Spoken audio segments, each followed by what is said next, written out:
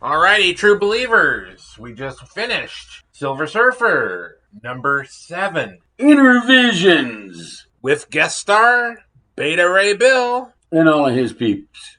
Yeah, his peoples. Yeah, The Wynnum, okay. which I'm assuming was named after the Wynnum in Gulliver's Travels, because that's what they called themselves in All right. And it's nothing new in comics. You see that stuff all the time.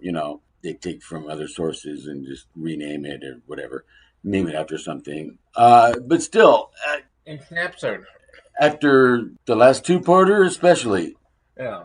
it was about the Dreamweaver. I believe we can make it through the night. Oh, Dreamweaver. Anyway. Well, at least you weren't talking about the Stephen King book. No, that's Dreamcatcher. Well, whatever.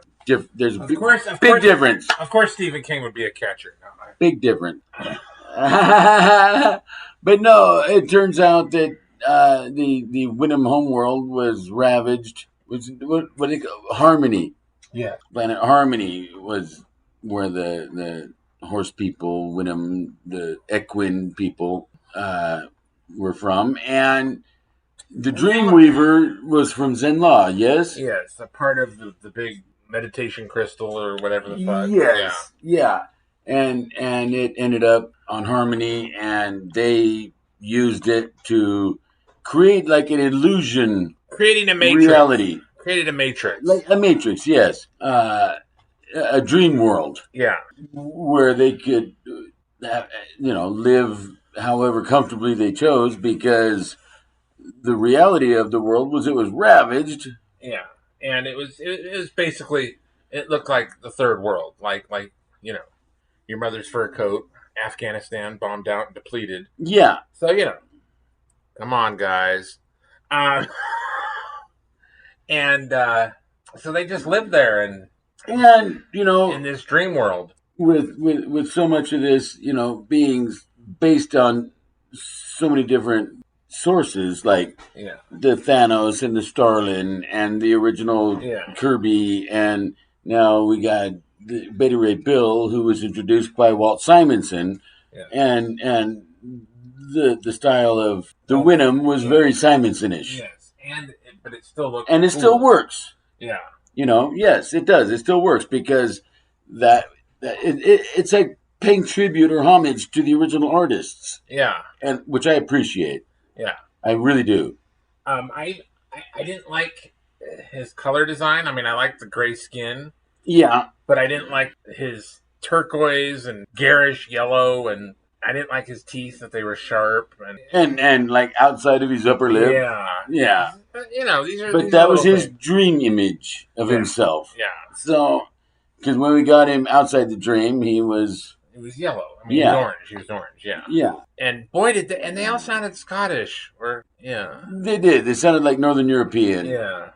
Scottish, Irish, kind of like strange accent.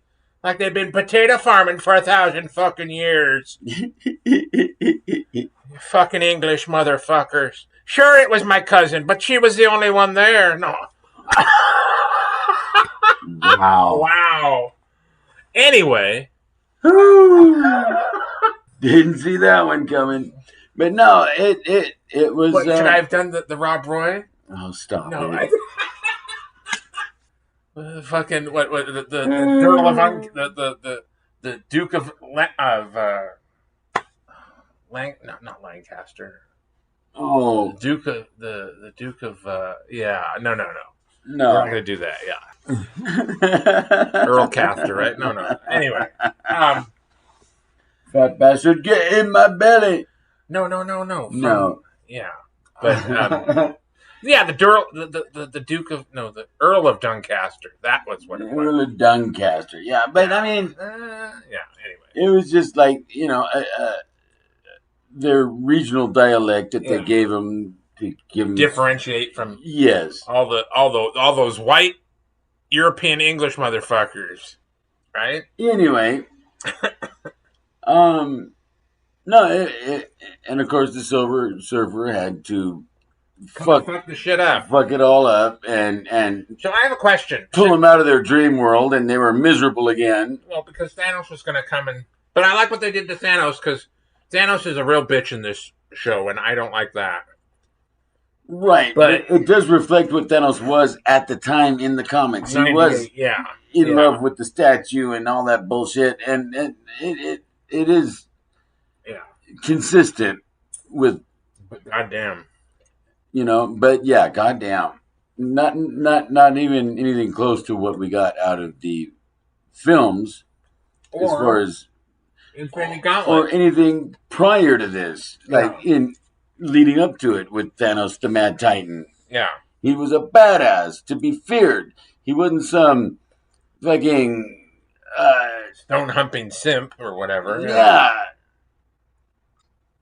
So he's the biggest disappointment. But I did like how they did a Shyamalan twist on him and got him away from the planet. Yes.